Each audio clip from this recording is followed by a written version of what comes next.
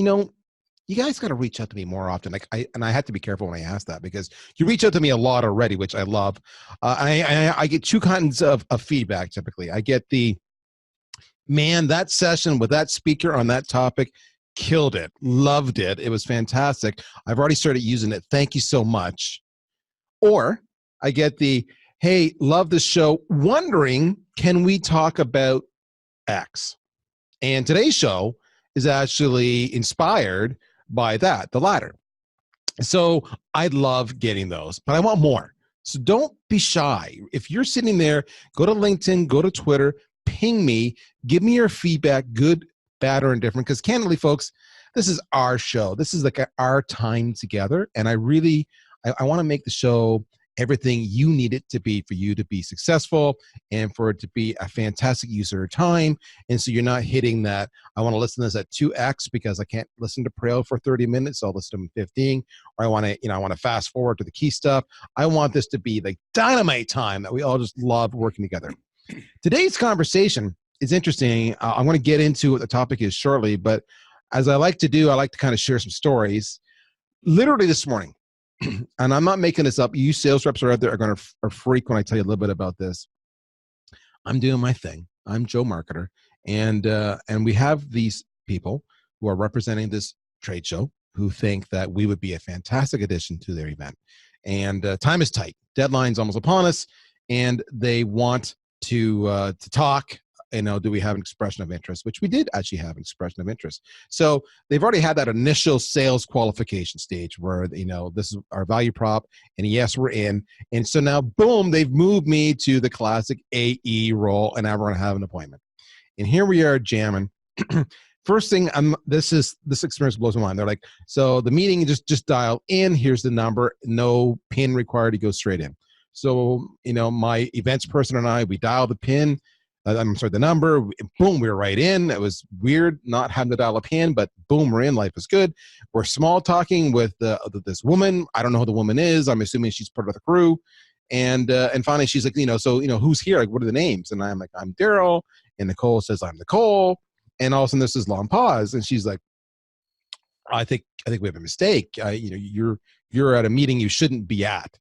And I'm like, I'm looking at my counter invite where it says the number. So she disappears and she comes back. She goes, yes, you're here to talk to Tom or David, and they shouldn't have given you this number. We have a system to share this, and they didn't do it right. And you're in my meeting, and they're gonna, you gotta talk to them. I'm like, oh my goodness, I'm the prospect. So I said, you know what? I'll just send them a Zoom link. So I send them a Zoom link. Boom, we get on, and we're talking about the show. I'm just in the basics. I'm going through, what's your show all about? And they're sitting there saying, so, what do you want to do? And I'm like, you guys came to us, tell me about your show more. And, this is the show. And I'm like, okay. So I can see right away this is going nowhere. So I do what every good CMO does. I just take control. I take control. I'm like, okay, help me understand something. I said, I've got your prospectus in front of us. I understand the composition of the show. And what I see, I have some questions for you. I see you've got, how many people are there and kind of what size company breakout. That's great. I need to know by industry because, there's only certain industries I sell to. Oh, the show changes every year and really it's hard to understand. It just really changes. I'm like, well, dude, let's just use for an example. Let's say I don't sell to manufacturing, but a large percentage of your people are manufacturing. I have no interest in this show. I need to know. If I get there and it's all manufacturing, that's not who I sell to, waste of my time and money. Yeah, we can maybe get you some of those numbers. I said, okay, fine. I said, help me understand the roles, the titles, the roles. Yeah, we don't really have that because it changes every year. And I'm like, dude, it's a SaaS show and lots of startups and everything else. I said, I don't want to talk to developers. They don't buy my products. Sales folks, marketing folks, senior level folks. That's who I want to talk to. Yeah, we don't really track that. I'm like, so you've got me here to sell me a show and you can't tell me the industry and you can't tell me the roles. Well, we can send you a list of the titles from this year past. I said, I'm not trying to buy your product with me doing all the work. And this is how the conversation went. over and over again. And in the end, I was screaming. I'm like, okay, so there's this gold level sponsorship.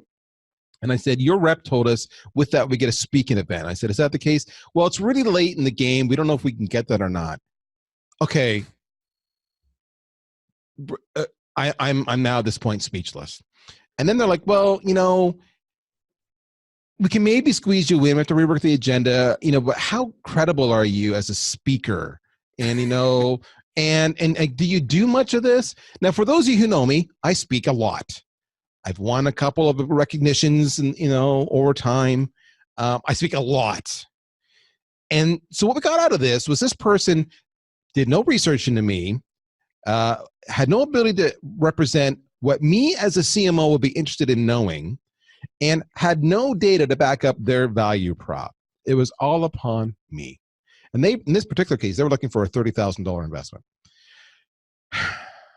So as you might imagine, that call didn't go so well. What did they screw up? They screwed up discovery. Man, did they screw up discovery. Boy, did they screw up discovery. And I know you guys are nodding your heads right now.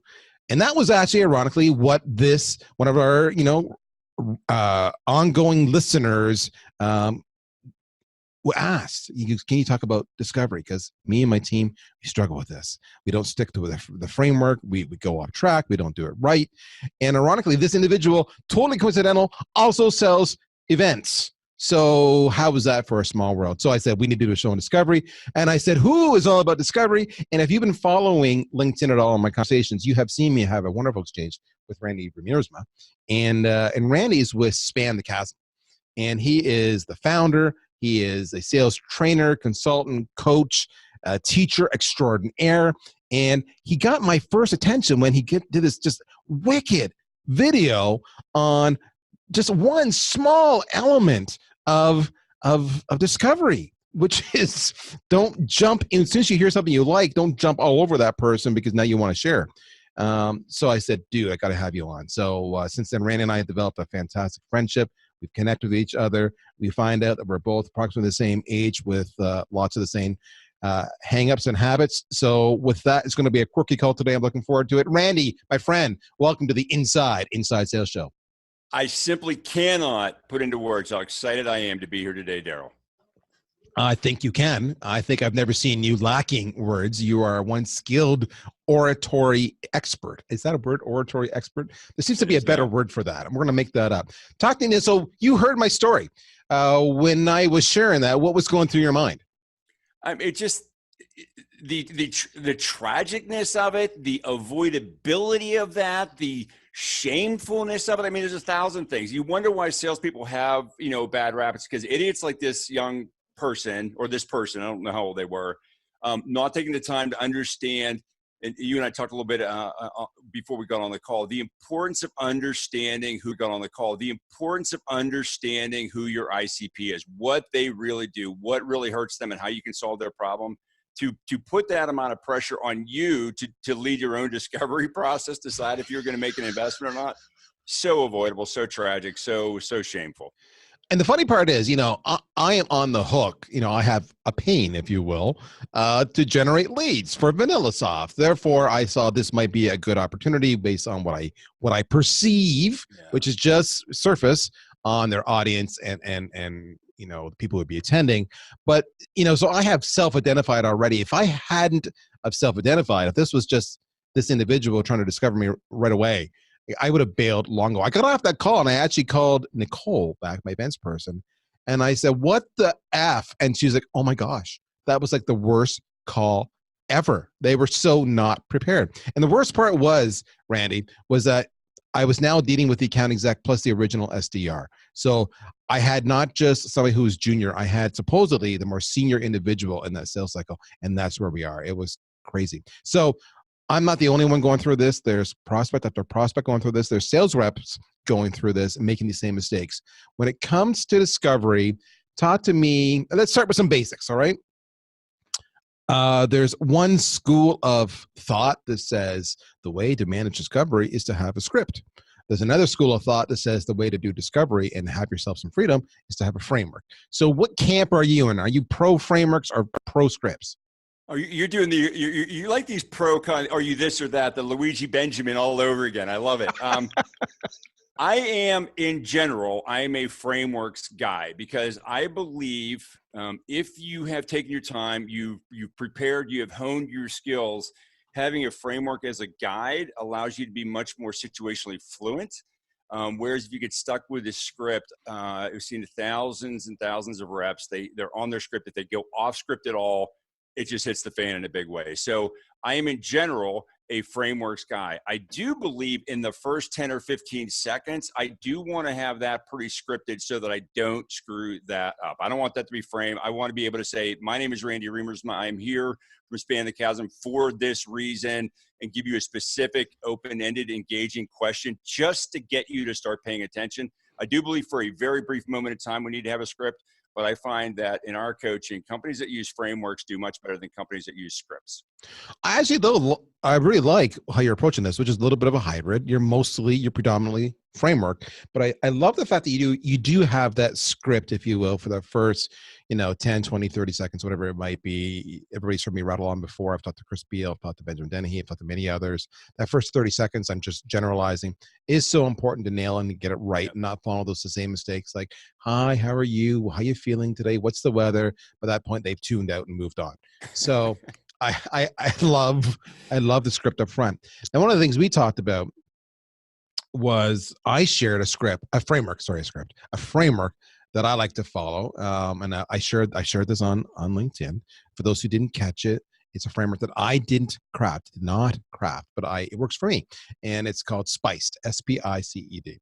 And what I like about Spice is it just, to Randy's point, it's a framework that allows me to kind of progress through the whole conversation. I'm going to talk with Randy shortly about that whole progression, what you need to watch for and do and not do.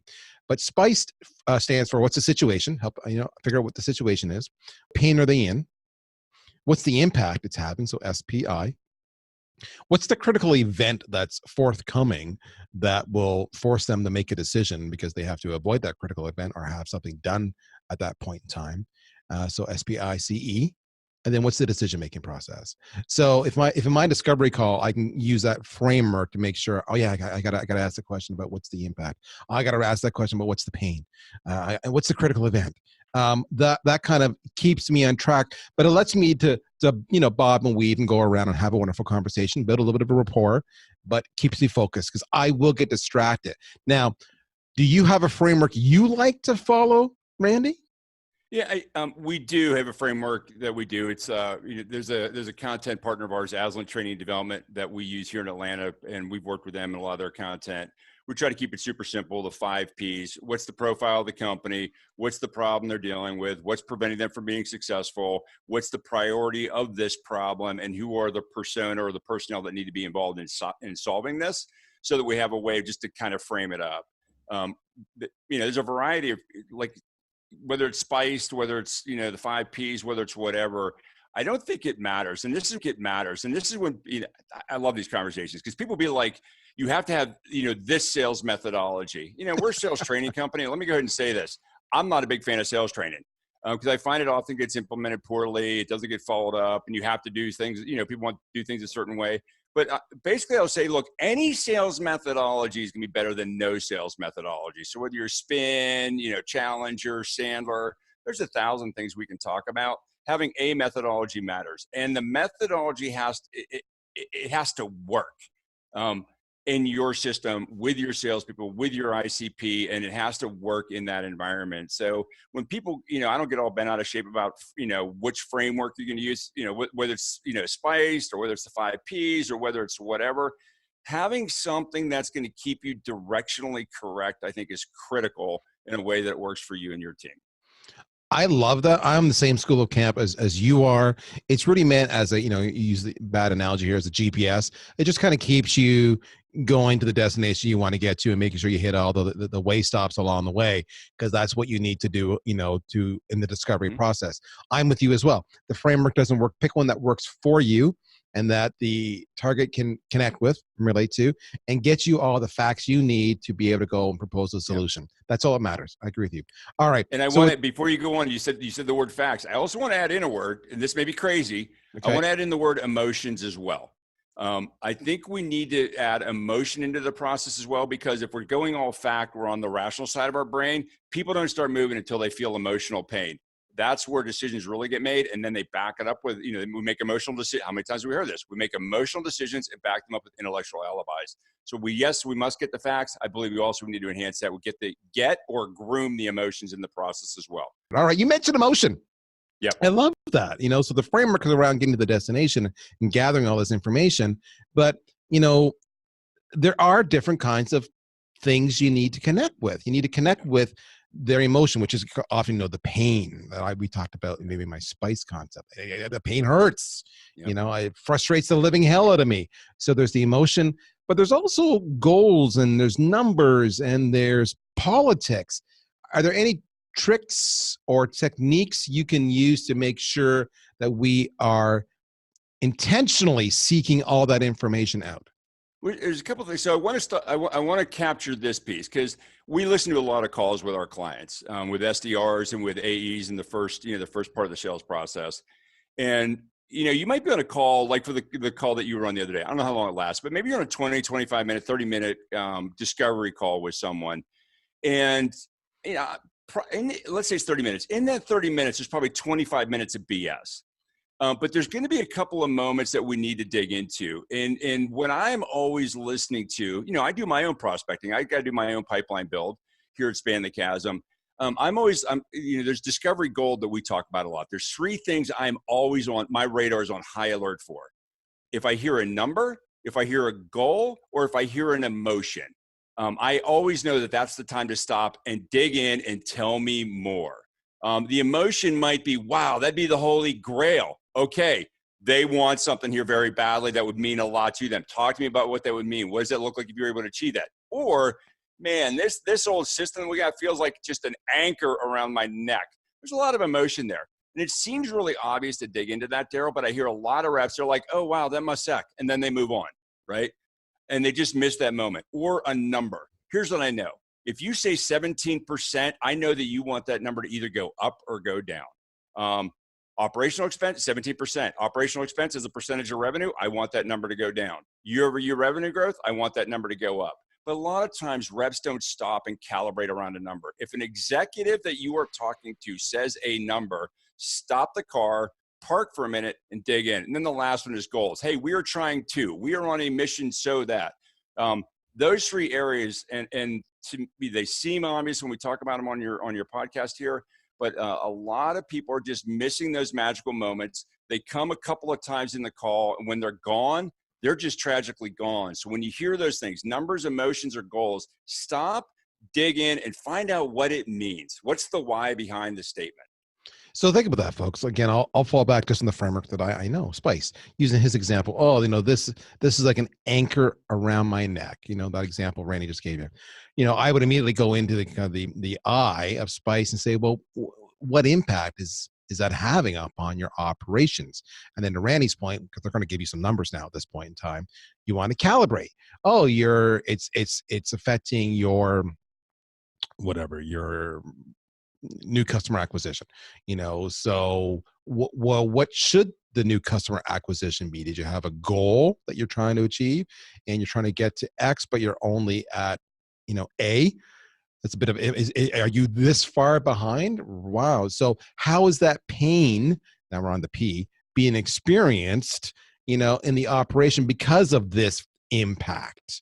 Right. And we're cash flow is affected, and now we're looking at doing some reductions in staff, and our competition's kicking ass, and now we're not. And so just to Randy's point there, use that framework and physically stop. And I love the word you said, calibrate.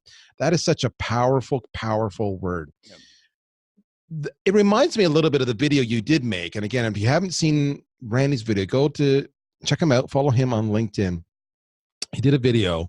He was in some fine urban center, and he was, I don't know, getting out of his car, getting into his car, and he just stopped and he said, when you're on a discovery call with somebody and they say, we have this pain, this anchor around my neck, and that your solution can solve that pain.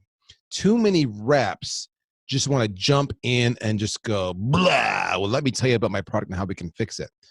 And in fact, that is the antithesis of what you want to do, at least initially in the discovery process. So maybe talk a bit about that. What was your, why did you share that? Did you experience that with a prospect? And what should people be doing instead of that? Because many people are going, but here's a chance for me to connect. I can fix their problem. And so, okay, I want to stop on that. If I blurb, I can fix their problem, and then I'll connect. You're actually not connecting at that point. You connect when you dig into it and you ask them questions and you reflect back, and then they feel heard. That's actually when you connect. All you were doing before was educating. Do not confuse education with a connection. I want to stop there on that one. I remember the video that you're referring to. 90 seconds. Yeah, it's a little 90-second clip. I was in Boston. I just got off a call with a senior sales leader that we work with. He was frustrated with, reps are like, they're diving in too quickly. And we talk about avoid the pounce principle. You hear that first thing and you jump on it and you start to educate whatever. Here's the problem with that. Number one, you stop discovery, right? Once you start to educate, you start to align, you really have cut off. I find there's two times when discovery ends. First time is when you cut them off and you start to pitch. The second time is when you start talking about what your price is. This is how much it's going to be. Because now they focus on the price, and your opportunity to harvest more value or more opportunity to create more value is basically gone. So let's pay attention to those things. With regard to the pounce principle, here's why I'm so against why I'm very, very cautious not to bite on the first lure. Because usually, this is my experience, doing what we do at Expand the Chasm, talking to VPs of sales that we talk to and the folks that we coach, the first thing that comes out of their mouth that we might solve is the most recent thing that they've dealt with. But it may not be the most important thing that they've dealt with. If I just smashed my thumb with a hammer, all I'm going to be able to talk about is how much my thumb hurts. But if I have something much more systemic problem with me, you're going to sell me a box of Band-Aids. You might have been able to sell me something else much, much different to, maybe my cholesterol's out of whack, or, my blood pressure's really high. But you sold me a Band-Aid for my thumb, because that's what I talked about. If you'd stayed in the conversation with me about my health conditions, I would have said, oh yeah, my cardiologist on me like a pit bull on a pork chop, because I can't get my cholesterol down because I eat 37 pounds of shrimp every week or whatever. So when we pounce on that first thing, we usually get the most recent thing, but not the most important thing. Pitbull on a pork chop. That is a wonderful visual. I appreciate that. Everybody stop right now. Okay, that's every SDR that I've seen in the last. It is. It totally is. Right? And that kind of gets me. You've talked a little bit about the role of listening, and you contrast that with the whole concept of steamrolling. Yeah. This is probably what gets my dander up around the scripts, because the script has a start and it has an ending.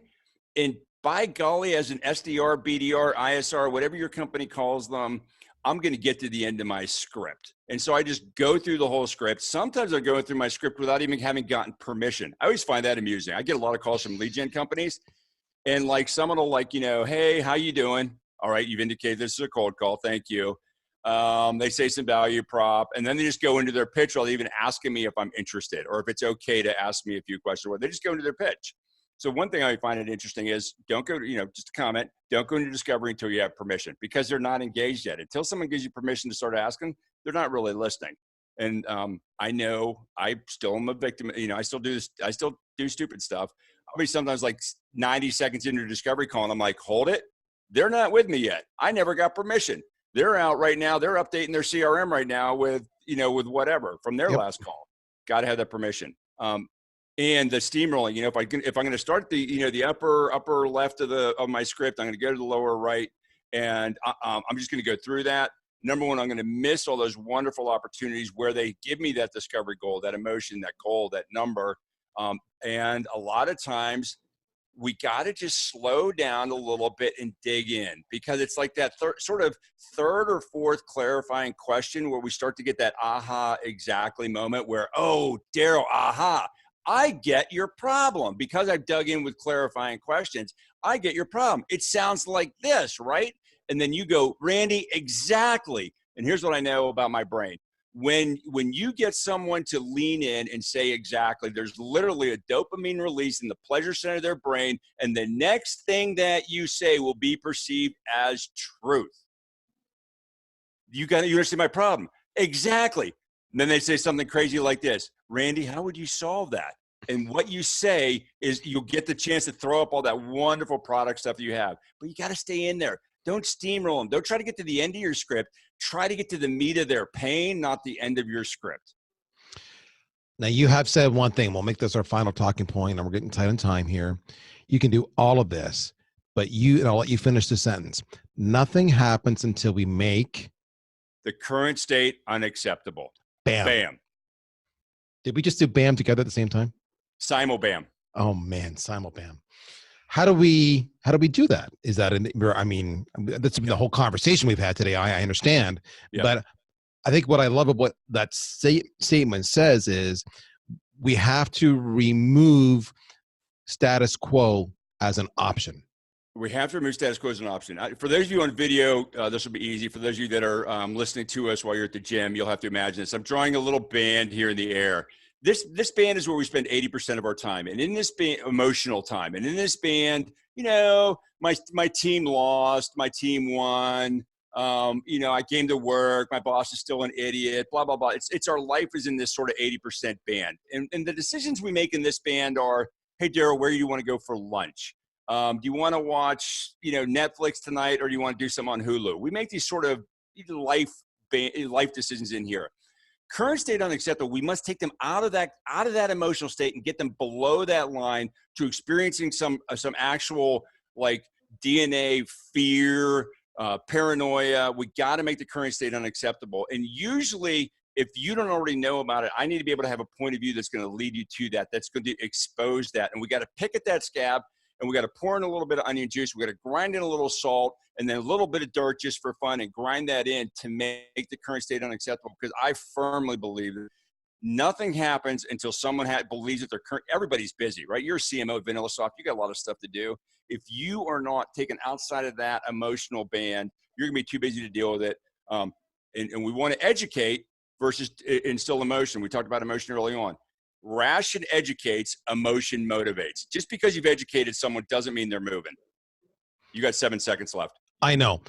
Randy, if they want to follow you, connect with you, best way to do that? Company is Span the Chasm. It's spelled right here, .com. Send me an email, Randy at. Send our team an email, info at. Web, you can find us. LinkedIn, you can find us. Last name is Riemersma. It's spelled phonetically if you're Dutch. Folks, did I not nail this one? Randy was a rock star when it comes to this. Randy, thank you so much for your time today. We are all out of time, though. However, that's another episode in the bag, as they say. If you haven't, do me a favor. Go out and rate, review, share the podcast. The growth is fantastic, but we want more. We want to reach more people and bring people like Randy to them all over again, because sales is a profession that we have to continually get better at together. My name is Darryl Prale. I am your host of Inside Sales. I've had fun today. I hope you've had too. I shouted, oh my gosh, I mumbled that one up, didn't I? Folks, I had a good closing going and I blew it. But we're going to do it again next week. Take care. Bye-bye.